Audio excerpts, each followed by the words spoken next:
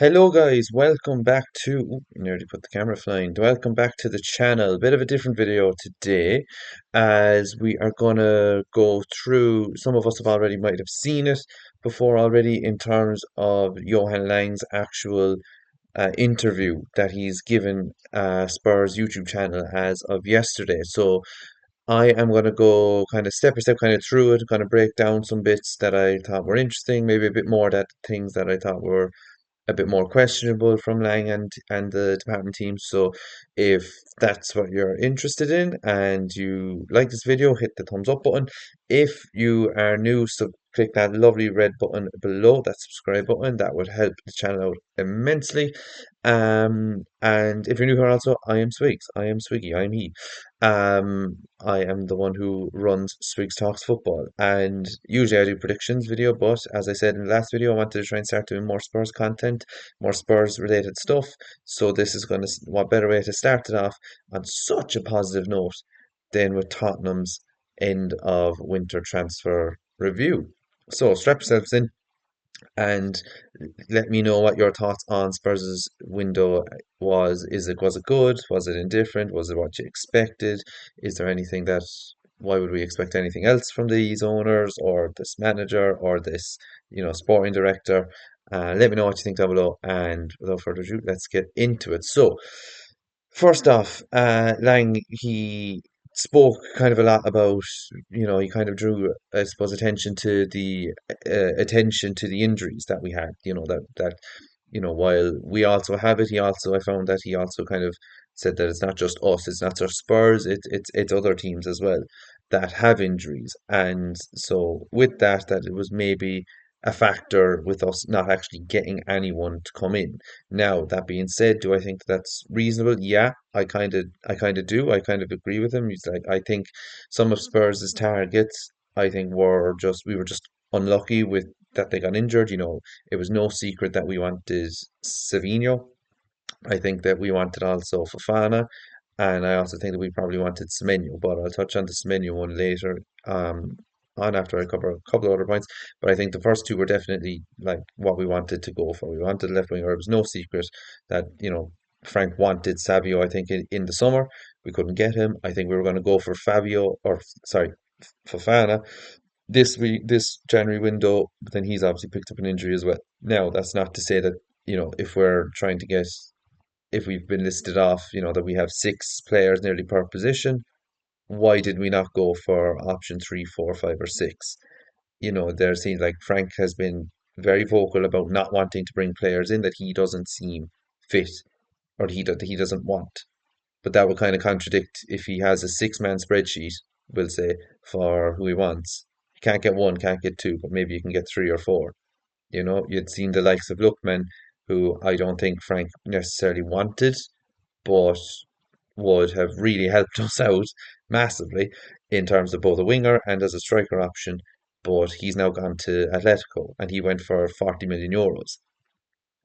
After Atletico letting Raspadori go, we could have done with Raspadori. He would have been fine for us as well. So I don't know. I find that point.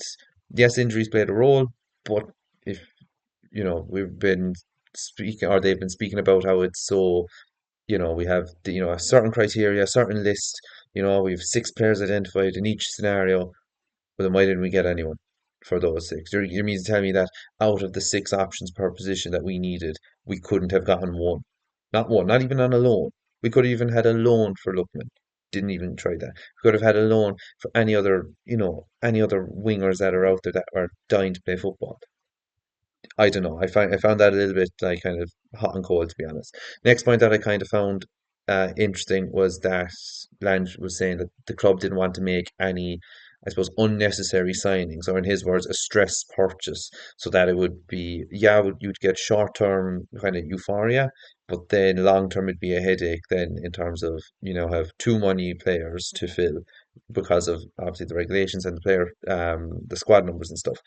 But I found that there was no, he's kind of saying that there's no point, from what I got, there was no point in signing players short term to help us out, even though we need players now. We have 13, I think, fit first team players. The rest are kids, which I'm all for. Give the kids a go if they're ready. But We only have 13. So yeah, it's a stress purchase because of the time we're in and the injury crisis that we are hit with. But you need to be react. I think you do need to be reactionary in this, in the sense that you need to at least show you need to get someone, right? We don't have a left winger. Odegaard and Tell have been doing okay. Odegaard even looks more comfortable now on the right, funnily enough. Tell looks like the best out of the bad bunch, but sure, there's only him and Odegaard fighting for that left wing spot. So it's not exactly, it's like buying or getting the best grape out of a rotten crop, when that wouldn't really work. 'Cause, crop with corn. Anyways, never mind. Um, but yeah, so I don't know. I didn't really. I think, yeah, it's a stress sign. I can see that from a club's point of view, but we needed someone. We didn't get it. Next up, he kind of was saying that he wants to sign players that will help us in both the now and the future. Again, that contradicts what we've actually done. Kind of, in a way, like, yes, Connor bringing Gallagher in helps us in the now, brilliant. And Sousa bringing him in helps us in the future, I suppose. We don't really know much about him. To say he also One point that I actually do want to touch on was that he referred to the financial regulations within the club, and that how we as a club were actually in a very stable position, and we're outperforming some of our competitors in the league. If that's the case, why have we not had the money or the spend to do so? I seen, what was it, in one of the press conferences, was it last week or was it before, Spurs, with Pep saying that he's not happy that the club were in net spend, they were so far low. He said that he wants to be number one. He wants the club to spend more money. He wants them to be number one, to win everything, everything. And this coming from a lad who has had just the war chest thrown at him. He shelled out 65 million on, or not he, but the club shelled out 65 million on Semenyo, and he's still demanding more from his board. He's demanding more from the owners. th- we are so far away from that. We do not see that. Frank has not demand. It's coming from the players. It's coming from the likes of Romero, who, funny enough, will say it once the window is done, and when it's convenient for him, not kind of day one or day two. Right, we have injuries. Not even at the in during in the lead up to the window, coming out and saying we have injuries. We need reinforcements. The manager needs to be backed. We're all behind him. None of that. None of that. Very convenient for him. But that's only my opinions on how Romero handles himself. Um, and next up as well, on that investment with financial regulation and stuff, we were also told again there was 150 million pounds of war chest. Have at it, pretty much. Now, it could be a two-edged sword. Frank might have had his targets, didn't want to spend it, didn't want to bring in the wrong players. Fair enough. But on the other side, it's there. Out of, again, goes back to my points. There's the six players per position. Why have we not gotten option four, five, or six? I don't know. It doesn't add up for me. Um, some of the points that I do actually think Lang spoke well on, and I do agree with him, are on players that we tried to sign. So it was public knowledge that Spurs were interested in Semenyo. I think everyone and their mother and the cat knew that we wanted to get Semenyo from Bournemouth, but I think we were all realistic in saying that we wouldn't get him. Now, it comes down to, like, Lan. I think Frank did say that, we tried to get Semenyo, but he didn't want to come. Who would? If you're Man City and Spurs, you've the chance of winning all the trophies that there are, or the chance of a relegation battle with us. So playing under Pep, playing under Frank, playing with the world's best players, arguably, and playing with not that, playing with teens, playing with young kids, the likes of your Gray, your Bergval, your Matisse Tell, maybe you're the world's best left-sided defender in Van de Ven, fair enough, that's a bit of a pull. But the other lads, I'm not knocking the young lads at all. I think they will come good, but the draw isn't there for players. So Semenyo, it's a no-brainer for him to go up to Manchester. Same with the likes of Paqueta, who chose to go. He didn't go to Spurs. He didn't go to Chelsea. He chose to go back to Flamengo for, he came through the academy there, personal reasons, go back there to play. You know, that's fine. But even he stated, he had the likes of Spurs sniffing around him and Chelsea sniffing around him as well. So those two players, they would have helped us massively, but the players have to want to come. And I personally don't think. I think the club actually did try to get them. I just don't think the players wanted to come themselves, and so it's like you can bring the horse to water, but you can't make them drink it. So we probably did do our due diligence in trying to offer a good financial package, but it wasn't the same. So yeah, I think the club did. I do agree with Lange. I do think they actually did try and get players, but I don't think they tried hard enough. They might have went for option one, didn't get him. Option two, didn't get him, sacked it off. Personally, that's how I see it. But I could be wrong. I could be wrong. Next up, in the interview as well, Lang highlighted both. Obviously, we only had two signings, so he highlighted that both Gallagher and Sousa, and was questioned on both. What do they both bring to the team? What basically, why did the club sign them? And so with Gallagher, they said that he's researched it for many years. The likes of it was well documented. Ange wanted him when he was at Spurs. Proven leadership, engine for days, Duracell bunny, up and down, left, right, diagonal all around the pitch. With the ball. Work rate extremely high and intensive from Gallagher. And also that he showed, leadership and that he can be a voice in the dressing room. And I think, and Lange also kind of highlighted that as well with the likes of, bringing the likes of Paulinho, bringing the likes of Kudos, both Premier League proven, Xavi and Muani. He said, highlighted, that they're kind of more European pedigree, European proven, and more or less kind of, I suppose, help for the Champions League. So to try and balance that out, to bring those players in as well. Um, so yeah, so that was kind of what he was saying with those, and then on Sousa, then a very generic answer about a young, unproven Brazilian lad who's only just moved over. It said the usual stuff, had high ceiling, high potential, um, and yeah, just that it was a very broad kind of generic answer, but for what you can say about an unproven lad.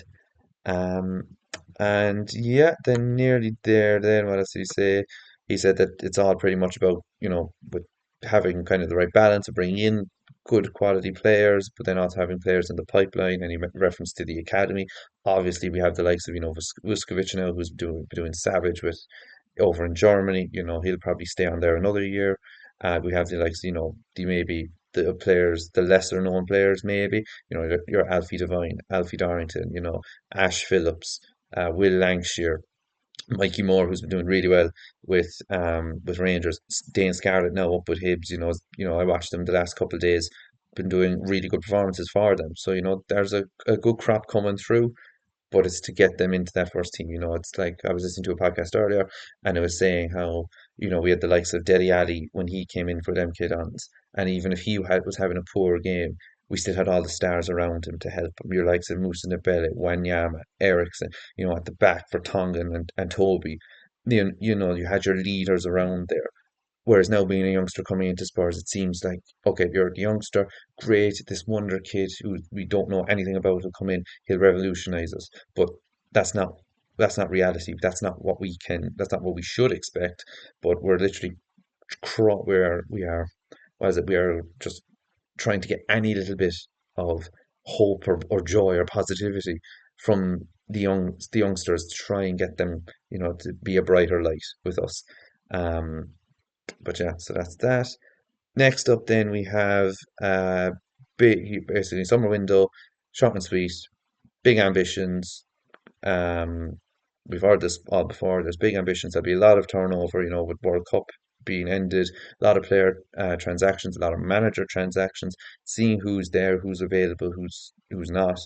And he's also kind of ended on with basically saying that there's plans already in motion for that, which you would like to expect that there are.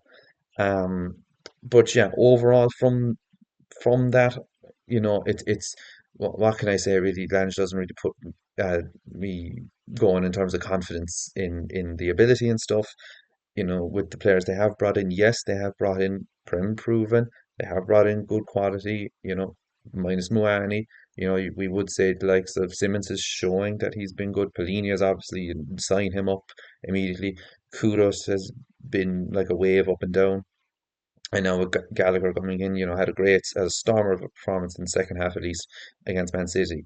So, maybe there are signs coming, but a lot will tell over the next 5 months to see whether or not Frank keeps his job, Lange keeps his job, and if Enoch and the Lewis family actually put money into this club. because that will be the difference with how we shape up for next season. A lot of also talk has been said about who might come in instead of Frank if he gets the boot. Poch will be available after with America. Thomas Tuchel, even though I think he'll stay on regardless. Ancelotti, I think he will stay, even though there's been talk he could leave Brazil, but I think he'll remain on. Nagelsmann, I can't see him coming out of the German camp. I think he's kind of happy enough where he is with that. So it'll be interesting to see how they get on with that. But yeah, so I don't. It's hard to say. It's hard to know. I may do a video coming up on who I'd like to see come in, if Frank is sacked. But I'll only probably do that in the if performances don't be going our way, which they probably mightn't come this weekend against Man United kicking off on Saturday. So yeah, that's that really. That's my reaction to Lang's interview. Let me know what you thought down below in the comment section. Are you any hopeful for the window? Are you thinking, well, it's a load of absolute shite again, Swigs? Like, same story, different day. Let me know what your thoughts are down below. I should hopefully have my predicts video coming up soon for this week's predictions on maybe Friday evening, Saturday morning, before the United Spurs game. So stay tuned for that. If you made it all the way to the end of the video, thanks so much for watching. Drop a thumbs up on my wonky thumbs. Drop a thumbs up down below, like, share, comment, and subscribe, all that good stuff. And thank you so much for watching, and we will see you on the Brick Show later on in the week, near to the end. Well, tomorrow. Tomorrow, sure, today's Thursday. Tomorrow, either tomorrow evening, Saturday morning. All right, speak to you then. Thanks very much for watching. Bye bye.